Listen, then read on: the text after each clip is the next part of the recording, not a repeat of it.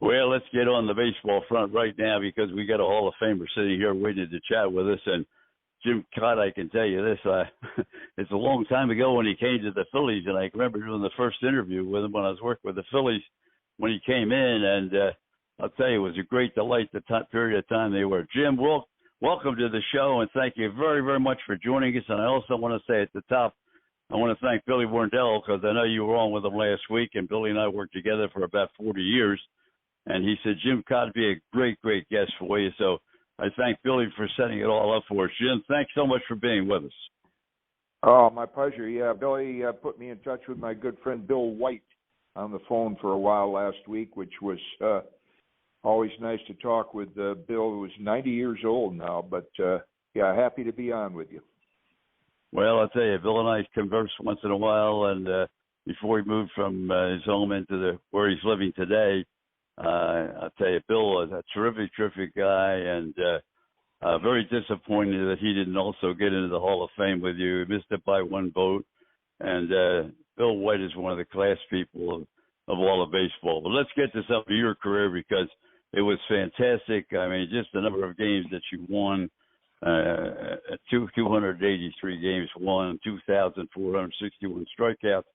But what I want to talk to start the program off with, I want to talk about pitching. And go back to 1960 when you and John Sain got together. Johnny Sain, of course, part of the Atlanta Braves and Milwaukee Braves. Spahn and Sain and Pray for Rain. He was one of the great pitchers. He became a pitching coach, and you met up with him in 1960 when he was pitching coach, and you were there. And you said your goal when you started the season was to pitch 40 games, to pitch 280 innings, and to pitch every 4 days. That was your goal. And you and Johnny Sain worked on it. And so tell me about this. This is not the game we're looking at today. No, that was you. Of course, John, when he pitched with Warren Spahn back in the 40s, and, you know, the game wasn't based on power and young kids chasing velocity then. It was pitching. Pitching was more of an art form than a science experiment where everybody tried to see how hard they could throw and how hard they could maintain it. But so John, you know, reinvented himself in the late 40s, right after World War II, and then became a coach. And gosh, he was so special to me. But he was kind of a believer in it'll rust out before it'll wear out. So he had us throwing the ball every day. And I remember he told Ralph Houck when he went to coach for the Yankees, he said, "Who's your best pitcher?" And of course he said Whitey Ford. Well, at the time, Whitey was winning like 16 games a year. And John said, "Well, if he's your best pitcher, wouldn't you want him out there every 4 days, like 40 times a year?" Because certainly pitchers are capable of doing that. The arm will recover in about 72 hours. So on that fourth day, you're ready to go again. And lo and behold, Whitey goes 25-4 the next day. So, you know, that's where John built his reputation. And everywhere he went was with Mudcat Grant and then Mickey Lolich, McLean, Wilbur Wood in Chicago. He was a great believer in throwing the baseball as often as you could, which I think, you know, made you feel comfortable on the mound, that your control was good. You just much better than pitching every 5 or 6 days. And if there's a spot in the Hall of Fame for pitching coaches, I think Johnny would be the number one choice. Well, you tried it for a while too as a pitching coach, but also you and John got together twice. He reinvented you the second time as well when he speeded up your delivery was always pretty quick, but he changed it a little bit there, which you said gave you a second life, and you won a lot of games after that. Yeah, that's what John brought to the table. You know, he wasn't a method guy, but he would look at you and say, well, you know, if I were in your shoes, what would I want to do to improve? And when the Twins put me on waivers, I was coming off a year where I broke my wrist in 1972 sliding into base. So 73, I was pretty spotty. And they put me on waivers, and I was so fortunate that Roland Heeman, general manager of the White Sox, and along with Chuck Tanner and Johnny Sain, said, well, let's get him over here.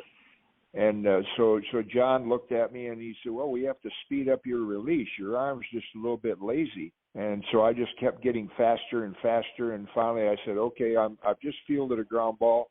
and I'm going to throw it home like it's a 1-2-3 double play. And that's where the quick windup came about, you know. And I was my record early in '74 was 4-6, and we came off a road trip. We were at O'Hare Airport getting our luggage, and Chuck said, "Come in and see me a little early tomorrow," Chuck Tanner. Well, my first thought was that, you know, because Harry Carey was calling for my scalp. He couldn't understand why they kept running me out there. And you were just one of many. You were one of many. Right. So Harry's great line was, if your fastball and your slow curve are the same speed, it's time to call it a career.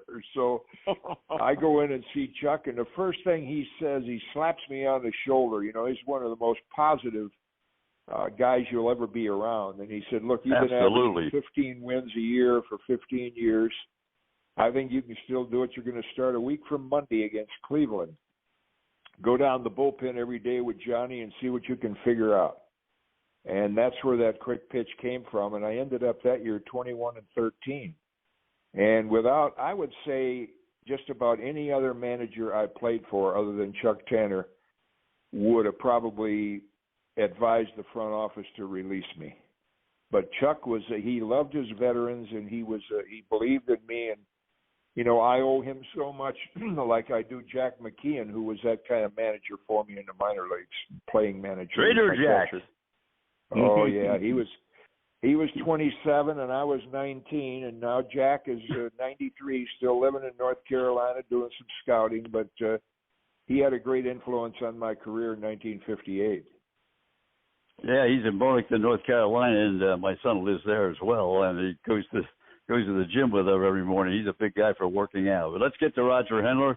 He's in Atlanta right now, and moved out of Philadelphia, moved to Atlanta. You're on with Jim Kaat, Roger. Oh, I know. What an honor, Jim. You know, I'm looking at the statistics in your career, and it just reminds me of that great period when you were with the Phillies. 76-79, Steve Carlton, Mike Schmidt, Greg Luzinski. We thought that maybe get to the World Series during that period. That had to be exciting. But one of the things that really, and Don and I talk about this all the time, and it's just the going deep into games anymore. It doesn't happen. And they just had a statistic out today, which I would challenge. It was about the what is it? The WAR, with pitchers, and they said that the team of Nola and Wheeler has the best WAR of any tandem, and Steve Carlton never had anybody to work with.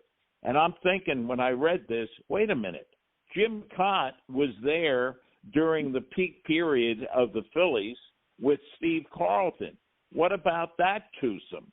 But, you know, it wasn't brought up. And here you're a Hall of Famer. I don't get it.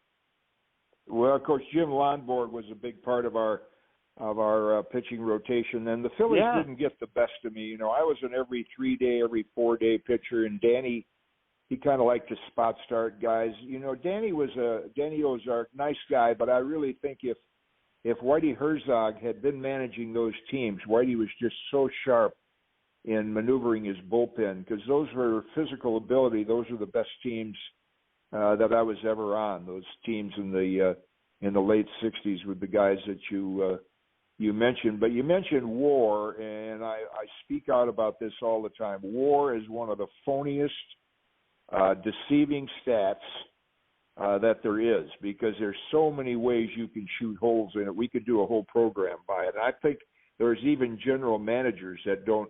First of all, they don't understand all of it, and they don't really abide by it, you know. But the people that are behind the scenes that have never played and don't know the game, they have a little acronym that they can latch onto and make it sound like they're smart, and that's WAR. Well, I think that's very interesting, because now Aaron Boone's, you know, they completely redid, Cashman and Boone redid their team of experts, supposedly, because they weren't effective last year and they couldn't transmit the information to the players and the managers and so forth. And now they got a guy from MIT that's going to sit on the bench next to Boone and give them all this information. I just don't understand I mean, these guys have played baseball all their lives, and a guy sitting in it from MIT is going to tell you what to do. Yeah, I think if they, I do a podcast tomorrow, and we're gonna talk about that. But I say if you took all the money that they invested in analytics departments, and I mean teams are pouring millions into it, Right? You just hired some former players that had big league experience, and paid them big money. Right now, if you said to Greg Maddux, we'll pay you $10 million a year, you come out of Las Vegas and you coach our pitchers. Well, I'll guarantee you those pitchers would learn a lot about pitching from Greg Maddux. But they don't pay coaches a lot of money, and they're putting all their faith now in the science instead of. There's an article the other day that said basically those of us that have previous experience, we really don't have a place in the game. And I can tell you that the things I learned from Warren Spahn and Whitey Ford and Robin Roberts, guys who were all Hall of Famers, and picking their brain, I mean, without them, I don't know what my career would have been like. But those are the guys I wanted to lean on, guys that had done it and were successful doing it. Roger? Well, I was thinking about Harvey Haddix and the 13 perfect game. And nobody today, they're lucky if they can do that 6 innings, and bring on the bullpen. And it just amazes me. I'm so used to growing up with you and the Robin Roberts, Kurt Simmons, the pitchers when I was a kid. And not necessarily a kid, but in my school years. And it just annoys me to see the way the pitching staffs are ruined or not really handled properly, I guess is the right term today. Well, they're all hung up on this third time through the batting order, and it's really not the pitcher's fault. It's the system. And even Max Scherzer spoke out the other day, and this goes back to what the commissioner had told us at our Hall of Fame meeting last summer. He said, what we really miss is the marquee starting pitcher matchup. Like I remember doing a game in Philly 10, 12 years ago, and it was Pedro Martinez against Tim Lincecum, and they both went, I think Pedro might have gone the distance. Maybe Brad Lidge saved it, but, I mean, the starters were there almost to the end. But now even Scherzer says he wishes that, they would allow us to go deeper in the game. But they have the geniuses that think that the third time through the batting order that, the numbers say you can't let them do that. I said to Sandy Koufax, because he beat us in Game 7, 1965, and we had a couple men on in the fifth inning. We were starting to make some noise. I said, man, if analytics were around then, they might have taken him out in the fifth inning. What a bonus! Well, that was quite a series because you guys won the first 2 games, and then it went 7, and you finally lost in the 7th game. We ran into Koufax and Drives. They just didn't give us. We didn't score much off them after that. I loved your comment when you said you warmed up right next to Koufax before the game, and you were listening to the ball banging into the catcher's glove. Yeah. And you said, I don't think everybody's ever going to hit this guy. Yeah, he was something special. Well, I'll tell you, let's go to one other thing because the Phillies had, and Roger, I think, would allude to it as well. Timmy, my great friend Timmy, lived right pretty close to us here in Sarasota, and he was on the show quite often.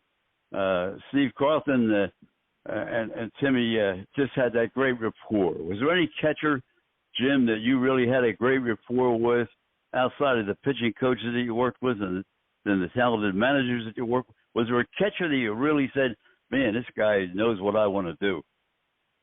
Well, I think I was fortunate. I said in my Hall of Fame speech, I had 38 different catchers. Actually, Timmy was one of them. Timmy caught me a couple times in spring training, but never much during the season. But he was such a bright catcher. And I had Earl Batty early in my career, and Earl was this laid back, mellow, easygoing guy. And for me as a young pitcher, that was really important.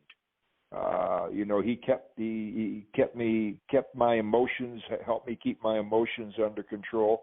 And then later as a veteran, I ended up pitching a lot to Phil Roof, who was still in the Twins organization as kind of a catching advisor. But Phil was one of those guys that we just kind of clicked when you look down and you're thinking, I think it's a good time for a fastball, and you see number one or vice versa, and you're on the same page. And that's really what the chemistry is between pitcher and catcher. And Phil was one of those that was very good for me. Roger? Yeah, I know. Roy Halladay said that Carlos Ruiz was the best catcher he ever worked with, and unfortunately, it wasn't for as long a period as everyone had hoped. But and obviously he was, when they won the World Series in 2008, and they had success in 2009, losing to the Yankees. But I wanted to ask you, going back to the Twins, I remember that '65 World Series, and it was interesting. I was doing a show up in Princeton a number of years ago, and we had Don Drysdale on, and he was alluding to that series and the Twins. And I found it very, very interesting coming from the Dodgers' perspective, and now getting to talk to you and your perspective about it. But, that was just a wonderful time of baseball, a wonderful period, and just great teams. But, you were such a great fielding pitcher, Jim. And, everybody knew that. And now, at least pitchers don't have to worry about that anymore. How do you feel about that? Because, you've been a great broadcaster, so you can express your opinion about anything. Well, I'm very outspoken about it. I know the commissioner said to me, he a lot of the front office people in used to be Park Avenue, the office is on 6th Avenue now, but they don't like the analytics any more than most of us that are, kind of like the traditions that the game had, bunt, hit and run, steal, things like that. But he said organizations claim that, this analytics stuff helps them win 2 or 3 more games a year. And I'm thinking, well, how stupid is that? Because if they all have the same information, so if this team wins, there's another team that's losing. Right. And then I said, the next time a general manager says that analytics are helping them win an extra 3 games a year, you tell them that by not teaching their pitchers how to field their position, it's costing them about 6 games a year. Because they're never in position to field the ball. They're getting hit in the back. They're getting hit all over the place. And they don't even in spring training stress the fundamentals like we did. I mean, we did those things over and over, and it would get a little boring after a while, but it paid off because that's where you build your foundation for being able to execute the fundamentals, and teams don't put that kind of time into it anymore. Jimmy, before we run out of time, just a couple of things about your broadcasting career. First of all, you retired and became a pitching coach. Then you were with the Yankees at the end and wound up in the booth. Was Bobby Marshall with you in the booth up there, or he hadn't passed away at that time? But was he with you in the booth? I can't remember. Bobby and I, we worked quite a few games together. That was the biggest break I got, really. Tony Kubek, who had retired, and I knew Tony when I was doing Twins games, and he did some Toronto games years ago and then Yankee games, and he was always very complimentary to me. And so when he decided to retire, he suggested to the Madison Square Garden Network that they hire me. So that's really led me into getting the Yankee job, which I did for 13 years. And what a great 13 years it was, because that's when, Derek came up in 95. And they had good teams right through. I think they won again in like 2008 or so, and then things went the other way. But boy, those were great teams to follow. Those Yankees in the late '90s. I've never met anybody that retired from as many things as you have. I listened to you when you were retiring from baseball. Well, I'm going to take up a radio career now. 13 years later, you sat in the booth. I can remember. And they were so complimentary to you and always talked about, why is this man not in the Hall of Fame? But 13 years later, I'm going to retire and play golf. Going to go to Huizinga's place down there and hit some golf balls every day. Next thing I know, you and Bob Costas are on MLB. I said, this guy's retired from more places than the President of the United States. Well, I never really retired. They always ask me when I retired. I never retired as a player. They just decided to let me go. And then just with the announcing, I actually walked away from the Yankee job in 2007 because my late wife was battling cancer and subsequently passed away in 2008. And then the MLB network launched in 2009. Right. And Tony Petitti called me and said, would you like to do some games again? And I didn't want to do a lot of games, but it worked out. So Bob and I, for 14 years, did like 10 to 15 games a year, which was really enjoyable. Roger? Do you see yourself getting back and doing some games on TV, on MLB or, Yankees, Phillies, or any? I'll tell you, last year, the Braves had former players and all former players. Jeff Francoeur, Smoltz, let me see, Glavine and Chipper. Okay, yeah. Because you mentioned Greg Maddux, but he's in Vegas, like you said. It was fascinating. I mean, it just was. They didn't have anybody, just the four of them. And and Glavine is definitely serious. He was not cracking many smiles because he's really into the game. And Chipper was having a ball, but they all did. It was fascinating, and I would love to see that with more of just you and players just talking about the game, and especially like with yourself with all the broadcast experience you've had. Well, the best 6 years, and I liked all the guys I worked with. I worked with I good training from Dick Enberg and Dick Stockton, a little bit from John Madden. But when Kenny Singleton and I did Yankee games, just two former players, and we could switch off the play-by-play, it was just two guys talking baseball, and those were the best years. But really what caused me to leave the booth a couple years ago is that it's become so data-driven. They got all the numbers on TV, and you hardly have any time to really talk about what's going on in the field because they have all these percentages, and then they're all sponsored. The StatCast might be one of the worst things to come into the game. It's altered so many the way players play and the way teams operate. And I just said, I don't want to use the booth as a platform to talk about how stupid I think some of the things are that they're doing, because that's not your job in the booth. You want to make it enjoyable for people. And I said, I can't do that anymore because the game is not enjoyable to me anymore, so I just walked away.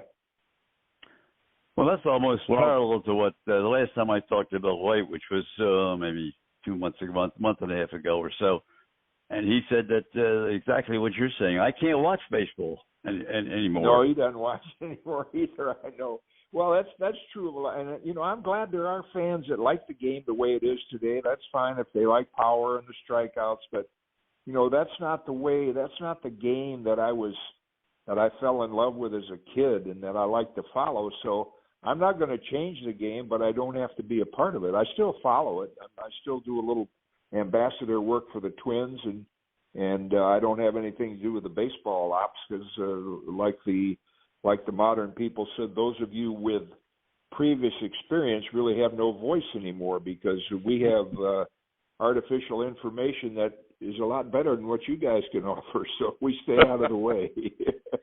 Well, that was really interesting. We had Larry Bow on with us 2 or 3 weeks ago, and I said to Larry, if you're managing today and you got your pitching staff all lined up, and how would you go about it? He said, I can't. They wouldn't let me. So right. He said, yeah. He said there's no sense even talking about it because it's past history. They have somebody there that's going to tell you what to do every minute, and you're not really running the club. Although I won't say that. I won't say that for the manager of the Texas Rangers. He runs this club, and analytics is not a top shelf item with him. Right. Yeah. Which is refreshing. I mean, that Bruce Bochy is taking that position. The other thing that annoys Don, Frank, and me is all these gambling statistics. And like you said, Jim, sponsored. Okay? Oh, yeah, tonight's over-under sponsored by such and such. It never ends, and I'll just turn the sound down and won't even listen to it. And I do the same thing with the NFL. I'll watch it. I could care less about the broadcasting when they're doing it this way. I want to do it like you said that when you grew up with it, and we're traditionalists. That's baseball, and that's the way I want to watch it. Jimmy, before we run out of time, you also made the transition. Of course, you had gone to college and worked a little bit on journalism, but you wrote a marvelous book, and I want to give you a chance. Of course, it's a year or so old now, but give you a chance to talk a little bit about it because there are a lot of people that still would like to get it and have a chance to read it. You get some of the information from you through the book knowledge as well. The name and where can people get it today?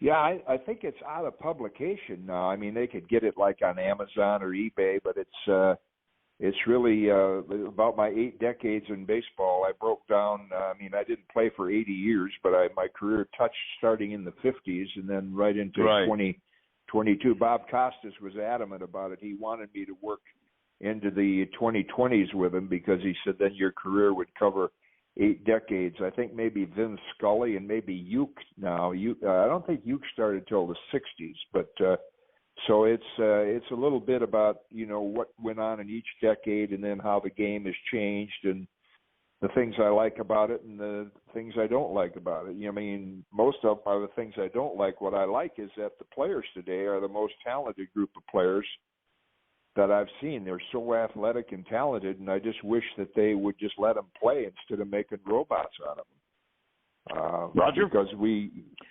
would see a top quality of baseball. Jim, we talked about this many times on the show, and I go to a lot of high school games in the area that I live, and I'm friends with the parents of a number of players, so it's like become a real family. But the one thing that we always talk about is the arms of pitchers wearing out, because when they're young, yes, they're limited on what they can do in Little League. They're limited what they can do in Babe Ruth, and they're limited in high school. But the problem is when they are playing in 2 leagues, there's not that much control. And I really we think that has definitely had an effect on all these pitchers having to get Tommy John surgery some of them before they're 22 years old. Oh, there's no question. I have a good friend who's a physical therapist in New Jersey, and he's got right now double-digit teenagers who have had the Tommy John surgery or are rehabbing. But the problem is. They think that pitch counts and inning restrictions will solve the problem. That's not it. They have to, somewhere along the line, MLB has to invest a lot of money into getting coaches to teach kids how to throw properly and kind of put a governor on them. For example, Lucas Giolito, if you followed that story now, looks like he may have season-ending surgery. And the Red Sox had him all built up. He was going to be their innings eater because they thought he could get 180 innings out of him. Well, Lucas Giolito was first clocked at 90 miles an hour when he was 14. And then he had Tommy John surgery when he was 18. I mean, that's another accident waiting to happen. So we got to do something with our youth to be able to, to not throw 90 miles an hour if you're capable. Let's just pitch at about 80 and don't worry about the number of pitches. Let's worry about the number of strikes and the number of outs and get back to, the way the game should be played. And that's where it has to start, or we're going to continue to have those injuries. And Dr. Andrews, who's retired now, but he said the same thing. This travel ball and all these leagues. They're not. Jim, we only have 1 minute to go, and okay. I think you had a little bit of an advantage because you were so small in high school. Right. Well, you were. That's right. You got big, when you were first year in college and so forth. So you didn't throw that hard. How hard did you throw when you first came up? We had no idea. We didn't count pitches, and we didn't clock pitches. We just counted outs. That's well, the way Jim, it should be. Hall of Famer Jim, I want to thank you so very, very much for being on with us tonight. I hope we do it again. You're a little bit more in depth with your book and some of the other things that you think are positive and negative about baseball as we look at it today. And once again, my thanks to Billy Warrendale and to Bill White. Bill White's 3 months older than I am, so I don't get to the 90 mark until June the 18th. So he's way ahead of me. Well, you're doing well. That's good. Jim, thank you so much honor. for Okay. We'll get together again soon. All right, guys. Take care. Take care.